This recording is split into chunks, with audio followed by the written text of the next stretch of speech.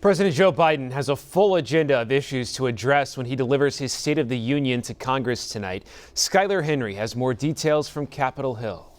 President Biden's first State of the Union address would normally be a time for cheers and jeers, but this is not a normal year.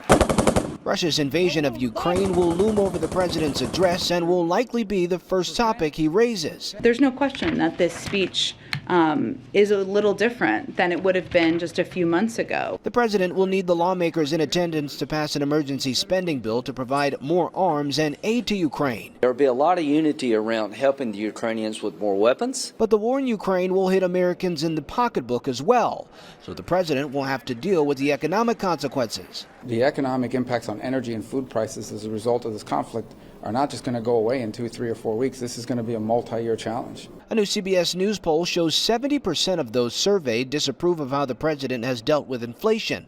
The president will once again call on Congress to pass parts of his Build Back Better agenda to help lower costs Americans pay. Lowering costs for child care, lowering costs for elder care, lowering costs for prescription drugs, those are not done yet. So he will reiterate his call for Congress to move forward on those. There was a change to the rules which will make this year's speech look different than last year's joint address to Congress. The House chamber is expected to be full and masks are optional. COVID cases are significantly dropping. Communities are reopening. Mask mandates are reversing. Mask and vaccine rules remain a divisive issue in the country, and protesters are expected to bring it directly to Capitol Hill. Some roads are being blocked to keep lawmakers safe. Skylar Henry, CBS News, Capitol Hill. And you can watch the address live on News on 6 starting at 8 o'clock tonight.